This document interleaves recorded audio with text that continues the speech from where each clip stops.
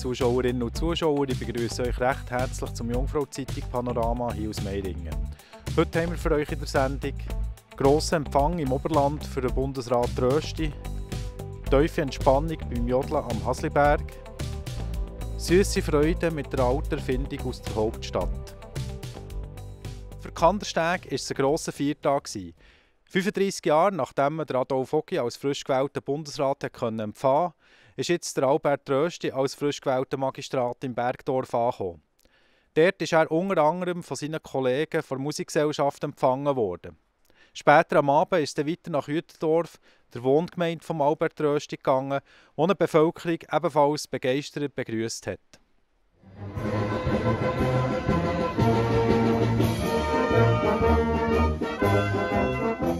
Da auch ich im Gemeinderat in Kandergrund bin ich eingeladen worden von der Gemeinde Kandersteg. Und jetzt bin ich hier und freue mich sehr. Worauf freuen Sie sich jetzt am meisten? Ja, dass ein Kollege von mir Bundesrat geworden ist, den kenne ich schon als kleiner Bub. Und das freut mich natürlich. Und das ist eigentlich etwas, wo man einmal feiern kann und vielleicht dann nie mehr. Das ist jetzt der zweite Bundesrat hier und das ist natürlich noch schöner. Das bedeutet für die ganze Schweiz etwas Gutes. Er ist ein Bauernsohn, hat studiert, Agrarpolitik, der ist sehr gut und der weiß, um was es geht. Was erwarten Sie jetzt von ihm in den nächsten Jahren? Dass er so bleibt, wie er ist, ein Albert Rösti, dass er so bleibt und ich bin überzeugt, dass er die Geschäfte sehr gut machen kann. Mein Mann kommt von hier und er ist mit Röstibert in die Schule. Wie gefällt es Ihnen jetzt bis hier? Sehr gut. Was hat Ihnen am besten gefallen? Mit dem Schießen, das war gut. Ich freue mich natürlich, dass der Albert Rösti Bundesrat geworden ist. Wir kennen uns schon lange, sind zusammen auch, zur gleichen Zeit die Gimmer, haben zusammen theatert. Ich habe natürlich immer gern und gut seinen Werdegang verfolgt und jetzt freue ich mich, dass wir da sind. Jetzt geht es auf Uetendorf, ich finde es schön und dort der Kontakt mit der Bevölkerung und es zeigt auch, dass der Albert sehr volksverbunden ist und das ist ganz ein schöner Anlass. Also ich glaube, er wird jetzt politisch in eine schwierige Situation kommen, aber er hat eine hohe Fachkompetenz, gerade in dem Departement, wo er jetzt die Dossier übernimmt. Das sind sehr schwierige Fragen und dort ist er richtig aus meiner Sicht, für dort die richtigen Lösungen für die Schweiz zu finden.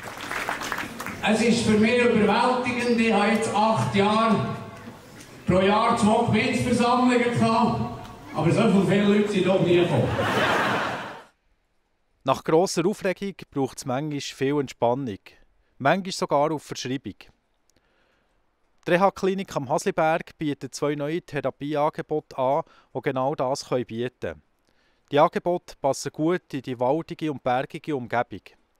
Es geht um Naturjodeln und um Waldbaden. Dabei soll man Entspannung und Achtsamkeit üben.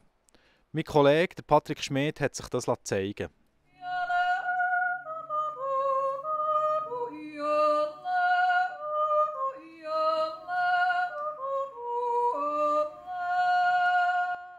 Wir wollen die Vorzüge dieser einmaligen Landschaft, wo wir sitzen, wo die Reha-Klinik Hasliberg sitzt, bestmöglich für die Patienten nutzen. Das ist zum einen sind das die Berner Alpen mit großartigem Bergpanorama, zum anderen das unmittelbare Waldgebiet.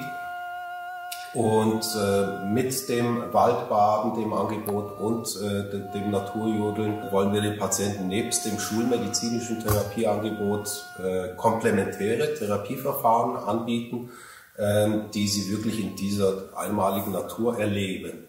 Der Schritt vom Alltag in die Waldatmosphäre machen wir jetzt bewusst.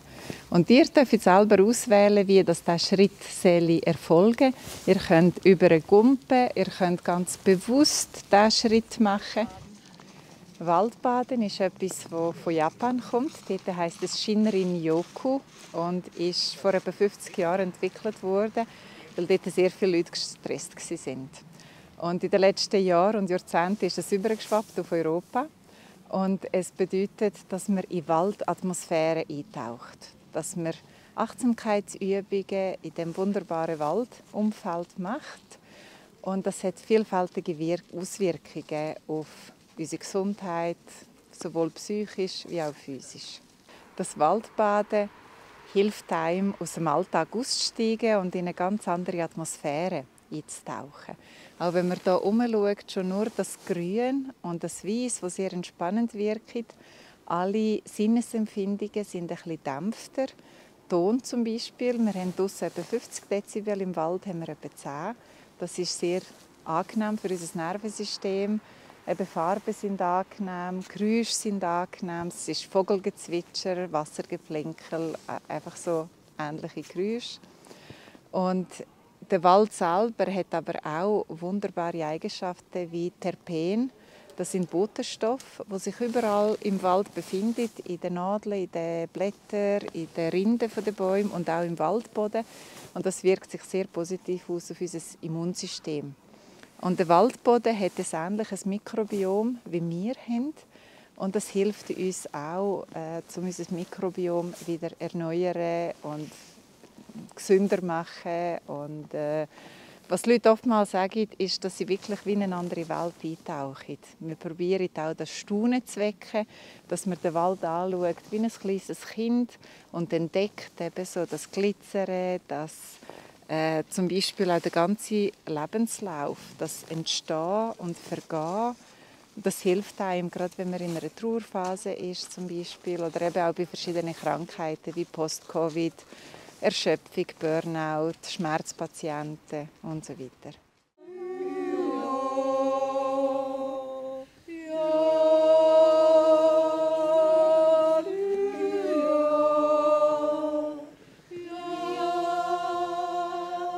Ganz zuerst haben wir den Körper aufgewärmt. Das ist sehr wichtig, weil der Körper ist unser Instrument beim Singen.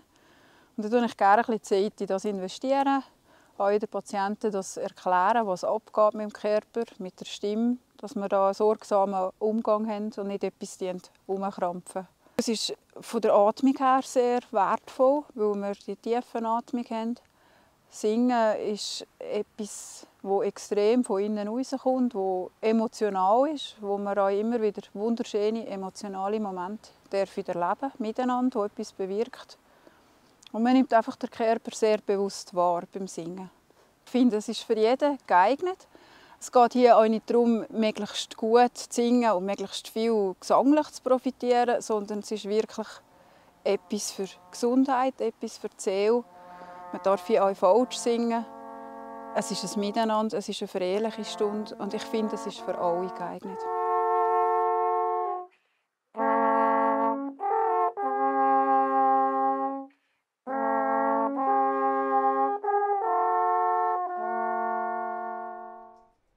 Entspannen können ganz viele Leute mit etwas Süßem, am liebsten mit Schoki.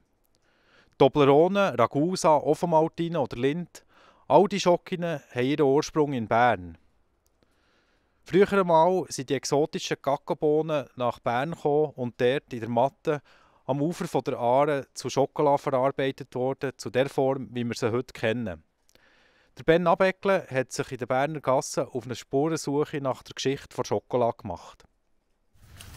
Ganz der Anfang, wo eben noch der Lind mit dem Kohler zusammen die Jungen am Tüfteln war, das wäre nicht da innen gewesen. Bern war ja mal die Schoki-Hauptstadt. Wie kommt das? Also einerseits, meiner Meinung nach, macht es eben die Vielfalt aus. Also es ist eben nicht nur eine Schoki-Geschichte oder eben Schoki-Hersteller oder Schoki-Fabrik, sondern es sind eben mehrere. Und das andere ist sicher auch die bekannteste Schoki mit der Dreiecksform. Und der dritte Grund ist ein Veredelungsverfahren, das sogenannte Conchieren, das eben dazu geführt hat, dass wir von einer fragmentierten Schoki, Urschoki, zu einer Schmelzschoki gekommen sind, also wo die Elemente miteinander fusionieren. Und das ist eben am Berner Lind in der Matte gelungen.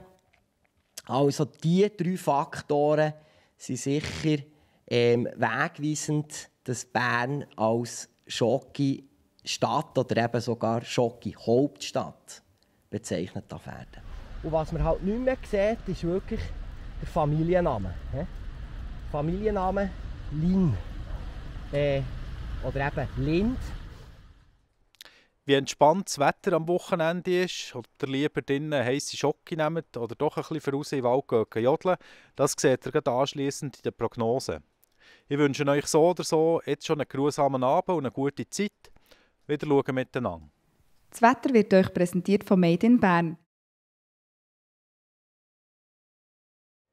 Hier ist das Jungfrau-Zeitungswetter für den Kanton Bern am Freitagabend. Herzlich willkommen, liebe Zuschauerinnen und Zuschauer. Winterlich ist zu und her gegangen heute. Es hat ein bisschen Schnee gegeben, in tiefe Lagen. Okay, mengenmässig war es nicht wahnsinnig viel, aber winterlich hat es ausgesehen. Ja, die grosse Schneemessung hat man aber definitiv nicht müssen machen. Und die wird man auch in den nächsten Tagen nicht müssen machen. Es geht aber in ein kaltes Wochenende hinein. Allerdings auch in ein Wochenende, wo wir ein Hochdruckgebiet haben, das sich hier aufbaut. Also nach dieser feuchten Luft, die heute noch durchgezogen ist, wird die Luft jetzt langsam abtrocknet. Morgen am Samstagvormittag haben wir Hochnebelfelder in den tieferen Lagen, unterhalb von 1000 bis 1300 Meter.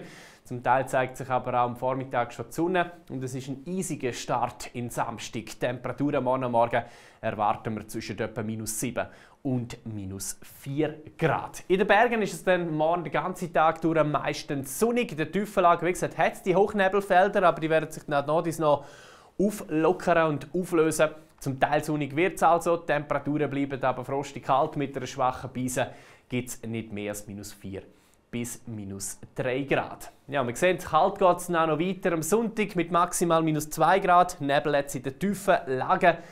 Teilweise darf er sich auflösen. Außerhalb vom Nebel ist es recht sonnig mit ein paar Schleierwolken. Am Montag und Dienstag geht es teilweise sonnig weiter bei rund 4 bis 5 Grad. Bis am Dienstag bleibt es trocken. Die nächsten Niederschläge haben wir dann mit einer Kaltfront am Mittwoch. Das dürfte aber in den tiefen Lagen Regen sein. Und entsprechend sind die Aussichten auf weisse Weihnachten in den tiefen Lagen eher schlecht. Das war vom Jungfrau-Zeitungswetter. Danke fürs Zuschauen und ganz ein schönes Wochenende.